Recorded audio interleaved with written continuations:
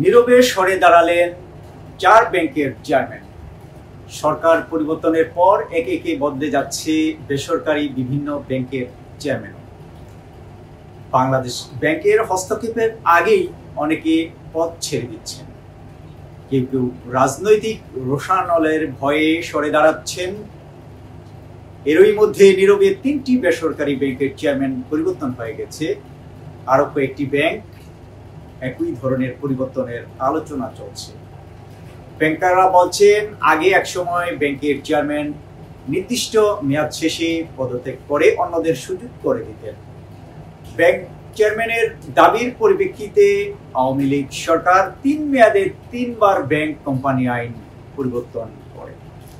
সর্বশেষ সংশোধিত আইন অনুযায়ী একজন চেয়ারম্যান টানা 3 মেয়াদে সর্বোচ্চ 9 বছর দায়িত্ব পালন করতে পারেন। ব্যাংক চেয়ারম্যানরা বিগত আওয়ামী লীগ সরকারের উপর চাপ প্রয়োগ করে নিজেদের স্বার্থে এই বিধান চালু করেন। ফলে বেশিরভাগ বেসরকারি ব্যাংকের চেয়ারম্যান পদে ছিলেন সরকার ঘনিষ্ঠরা। কিন্তু 5 আগস্ট দেশের রাজনৈতিক পট পরিবর্তনের পর বেসরকারি ব্যাংকগুলোতে সরকার ঘনিষ্ঠ ও প্রভাবশালীরা চেয়ারম্যান পদ ছাড়তে শুরু করেন।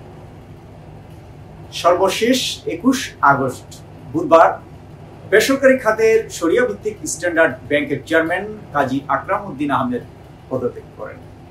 তার জায়গায় নতুন চেয়ারম্যান হিসেবে নিয়োগ পেয়েছেন মোহাম্মদ আব্দুল আজিজ। আগামী 1 বছরের জন্য তিনি চেয়ারম্যানের দায়িত্ব পালন করবেন। 1999 সালের 11 মে যাত্রা শুরু করা ব্যাংকটিতে একটানা 25 বছর ধরে চেয়ারম্যানের দায়িত্ব পালন করে আসছিলেন কাজী আকরাম উদ্দিন আহমেদ। তিনি আওয়ামী লীগের উপদেষ্টা মণ্ডলীর সদস্য ও ব্যবসায়ীদের শীর্ষ সংগঠন এফবিসিসিআই এর সাবেক সভাপতি।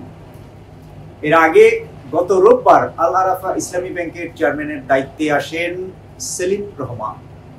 তিনি কেডিএস গ্রুপের প্রতিষ্ঠাতা খলিলুর রহমানের ছেলে। তার আগে ব্যাংকটির চেয়ারম্যান ছিলেন আব্দুস সামাদ। তিনি এস আলম গ্রুপের চেয়ারম্যান সাইফুল আলমের ভাই। তবে ব্যাংকটি এখনো এস আলম গ্রুপের নিয়ন্ত্রণে রয়েছে। এস আলম গ্রুপের নিয়ন্ত্রণে থাকা ফার্স্ট সিকিউরিটি ইসলামী ব্যাংকের সাবেক ব্যবস্থাপনা পরিচালক এ কে এম জাকারিয়া ও সোশ্যাল ইসলামী ব্যাংকের সাবেক এমডি কাজী উসমান আলী এখনো ব্যাংকটির পরিচালক আছেন। আবার ইসলামী ব্যাংকের সাবেক এমডি আব্দুল হামিদ মিয়াও স্বতন্ত্র পরিচালক। এদিকে সরকার পরিবর্তনের পর শেয়ারধারীদের বিক্ষোভের মধ্যে পরিবর্তন এসেছে ইউনাইটেড কমার্শিয়াল ব্যাংকের চেয়ারম্যান পদেও। নতুন চেয়ারম্যান হয়েছেন রোকসানা জামান চৌধুরী। তিনি সাবেক ভূমিমন্ত্রী সাইফুজ্জামান চৌধুরীর জাবেদের বোন। এর আগে চেয়ারম্যান ছিলেন সাইফুজ্জামান চৌধুরীর স্ত্রী রুকমিলা জামান।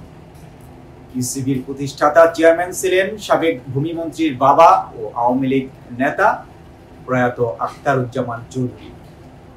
শুরু থেকে ব্যাংকটির সঙ্গে যুক্ত ছিলেন পার্টেক্স গ্রুপের প্রতিষ্ঠাতা চেয়ারম্যান এম এ হাশিম। তারা বিভিন্ন সময়ে ব্যাংকের পরিচালনা পর্ষদের চেয়ারম্যানের দায়িত্ব পালন করেছিলেন।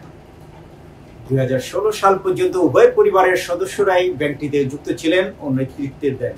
কিন্তু 2017 সালে পার্টেক্স গ্রুপের সদস্যদের ইউসিবি ছেড়ে যেতে বাধ্য করা হয়।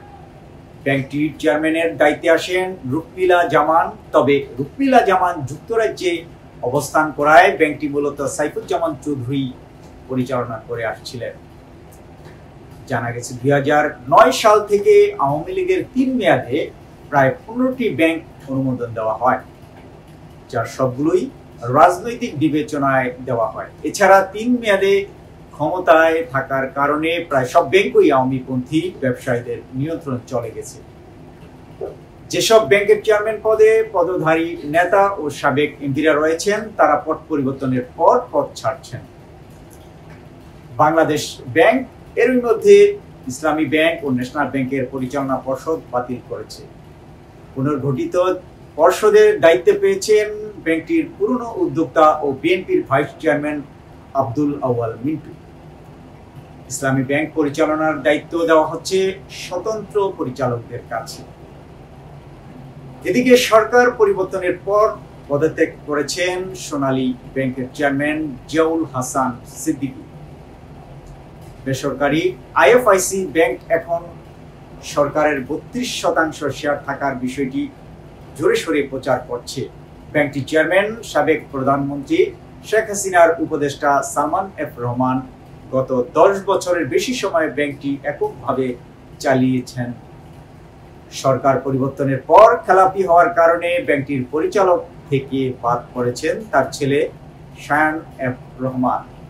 এদিকে এস আলমের নিয়ন্ত্রণে থাকা কমার্স ব্যাংক জানিয়েছে ব্যাংকটির 51% শেয়ারের মালিক সরকার। জানা গেছে সরকার পতনের পর এখন আত্মগোপনে রয়েছেন বেশিরভাগ বেসরকারি ব্যাংকের চেয়ারম্যান ও প্রভাবশালী পরিচালকেরা।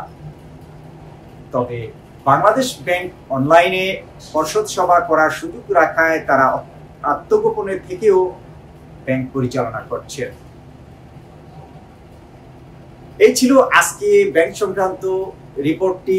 আশা করছি আমাদের সাথে এই ধরনের নিয়মিতই ব্যাংক বা অর্থনীতি সংক্রান্ত খবরগুলো প্রচার করব এবং ভালো লাগলে অবশ্যই চ্যানেলটি সাবস্ক্রাইব করবেন এবং অবশ্যই আমাদের কমেন্টস করে ভালো মন্দ বিচার বিশ্লেষণ করবেন। সবাইকে অসংখ্য ধন্যবাদ।